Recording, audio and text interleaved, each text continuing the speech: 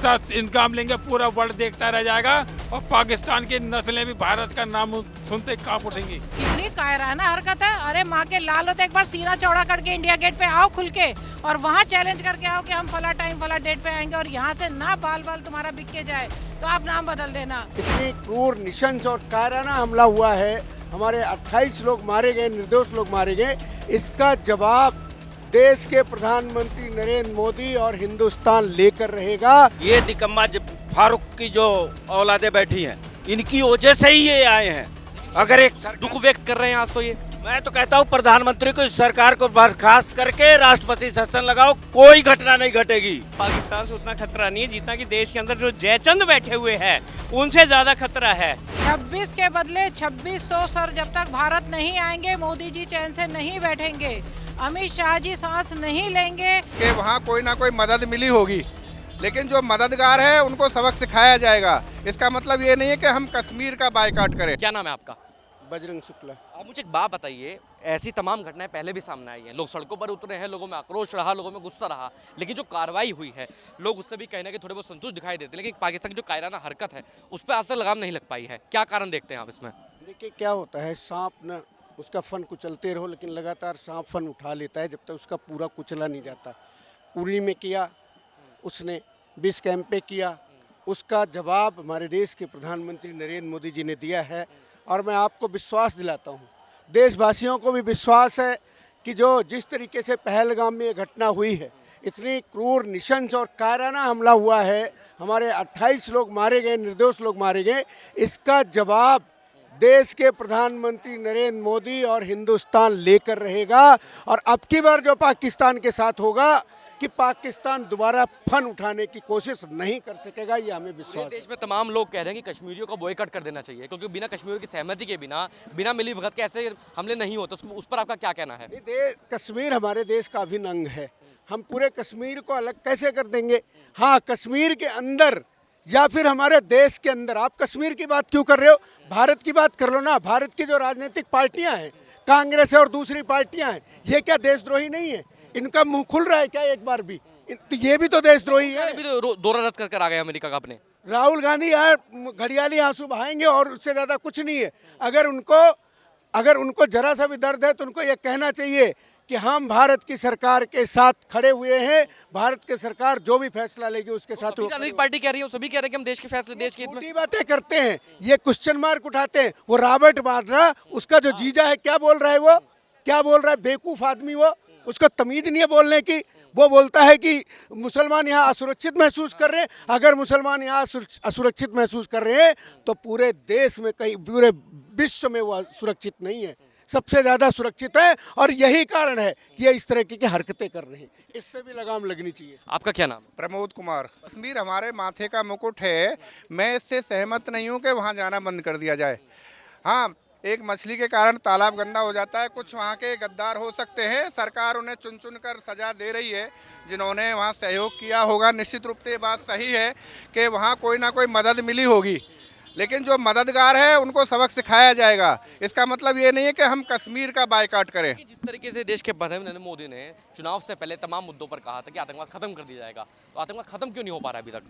आतंकवाद खत्म करने का निश्चित रूप से सरकार का संकल्प है और आतंकवाद इतना गहरा जड़े जमा चुका है कि, लेकिन इस बार हमें पूरा विश्वास है कि आदरणीय प्रधानमंत्री जी और हमारे देश की सरकार, हमारे देश की यशस्वी सेना इस बार नेस्तनाबूद करके छोड़ेगी आतंकवाद को भी। और आतंकवाद की जो जननी है पाकिस्तान, जो रावलपिंडी में उनके आका बैठे, उन तक वो मार जाएगी इस बार। सबको पता है कि आतंकवाद की कोई जननी है तो वो पाकिस्तान है। और इस बार चोर के साथ साथ चोर की मां को भी मारा जाएगा, ये देश ने संकल्प कर लिया है। जन आक्रोश मजबूर भी कर देगा, वैसे तो ज़रूरत नहीं है। देश की सरकार जागरूक है, देश की सरकार संकल्पबद्ध है। प्रधानमंत्री जितना आज एग्रेसिव हैं उतना पहले कभी शायद हुआ हो।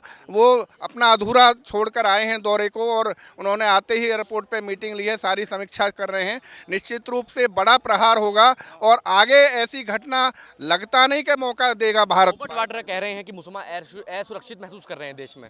रॉबर्ट वाड्रा तो खुद असुरक्षित महसूस कर सकते हैं, क्योंकि वो बहुत जल्दी जेल जाने वाले हैं। उनको तो ये कहना मजबूरी है, वो और क्या कह सकते हैं। उनसे हम कल्पना भी नहीं कर सकते कि वो कुछ अच्छा बोलेंगे। आपका क्या नाम है?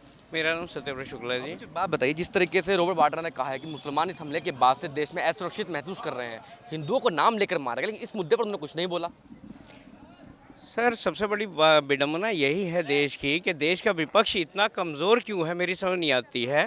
अगर यही पाकिस्तान में होता सारा विपक्ष एक होकर के दूसरे विदेश के लिए जो है क्या नाम है ज़मीन पर उतर जाता, लेकिन आज हमारा विपक्ष किस मोह में पड़ा हुआ है। पाकिस्तान का ऐसा कौन सा मोह है उनके दिल में जो कि एक बार भी पाकिस्तान के विपक्ष पाकिस्तान के विरुद्ध नहीं बोल के राजी है, अपना उल्टा षड्यंत्रकारी रचनाएं कर रहे हैं, अपने देश के खिलाफ ही बोलने लग रहे हैं, देश की सेना के खिलाफ बोलते हैं, देश की युवाओं के खिलाफ बोलते हैं। एक सोशल मीडिया पे वीडियो वायरल हो रहा है जिसमें आपने देखा होगा एम्बेसी के बाहर केक मंगाया जा रहा है, पाकिस्तान एम्बेसी के बाहर अभी केक काटने के लिए। वो तो तमाम रिपोर्टर ने उसको रोका, तो पूछा केक क्यों मंगाया, उसने जवाब नहीं दिया कोई भी किसी बात का। साहब ये केक तो भारत में कटने वाला है और जल्द ही कटेगा।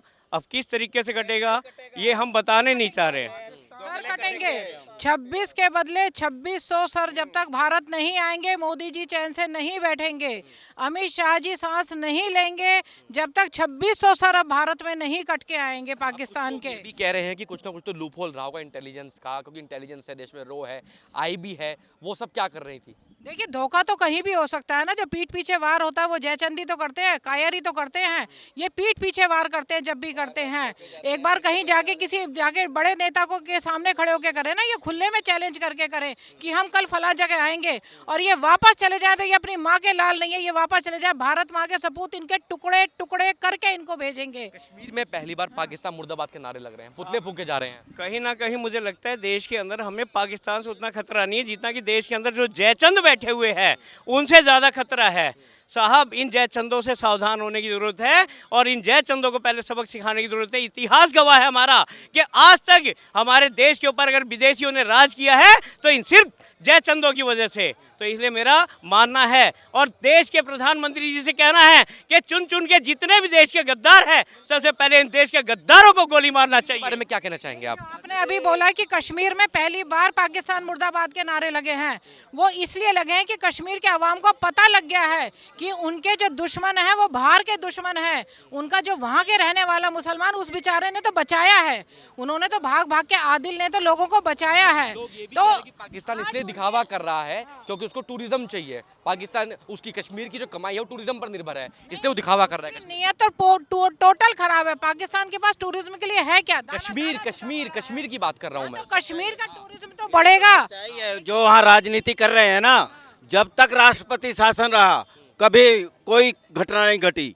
ये निकम्मा फारूक की जो औलादे बैठी हैं इनकी वजह से ही ये आए हैं। अगर एक दुख व्यक्त कर रहे हैं आज, तो ये मैं तो कहता हूँ प्रधानमंत्री को, इस सरकार को बर्खास्त करके राष्ट्रपति शासन लगाओ, कोई घटना नहीं घटेगी। ये नकली जो है ना, ये घरियाली आंसू रोते हैं। बंगाल में जो मारे गए हैं वहाँ भी तो चुन चुन के मारे गए हैं, हिंदू ही के घर जले हैं, किसी मुसलमान का जला है क्या?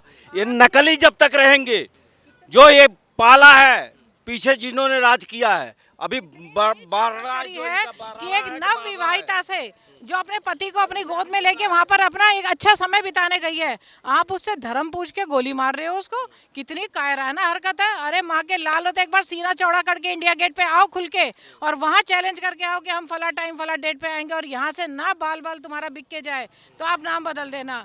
ये कैसे औरतों को कल निशाना बनाया है? सोनिया गांधी का दामाद राहुल गांधी का जीजा कल कैसे बयान दे रहा था टीवी पे? अरे निकम्मे, जहाँ के तुम खा रहे हो उन्हीं के थाली में छेद कर रहे हो। अगर कहीं करोड़पति बना है तो भारत की मिट्टी पे। जिस दिन भारतीयों ने सोच लिया ना, तो जैसे आतंकवादियों को घटाया वैसे दोगलों को भी घसीटना जानते हैं, समझे नहीं?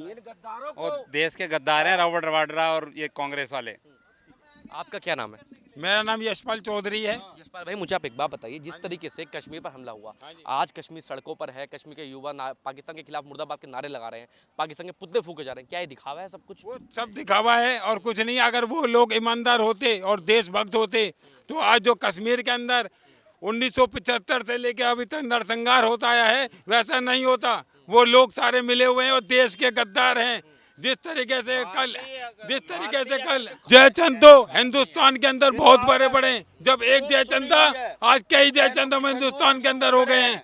और हम मोदी जी से प्रार्थना, मोदी जी से हम यही प्रार्थना करना चाहते हैं कि पाकिस्तान को घर में घुस कर मारे, नहीं तो पाकिस्तान को दुनिया के नक्शे से मिटा दें। भारत की जनता हर कीमत चुकाने के लिए तैयार है। प्रधानमंत्री हम जी, मोदी जी से ये रिक्वेस्ट करते हैं कि आतंकवादी जितने भी हैं ना, उनसे पहले उनकी आर्मी को बिल्कुल मिटा के ख़त्म कर दें, क्योंकि आर्मी ही उनको बैक कर रही है। और जो यहाँ के गद्दार थे जयचंद हैं, जिनकी वजह से उन्होंने यहाँ पे सपोर्ट मिली होगी, लॉजिस्टिक सपोर्ट, उनको भी सबको टांग दें, क्योंकि वही सबसे ज़्यादा गद्दार है। ये जो बयान नहीं दे रहे हैं, गोल मटोल बयान दे रहे हैं, इनकी मजबूरी है।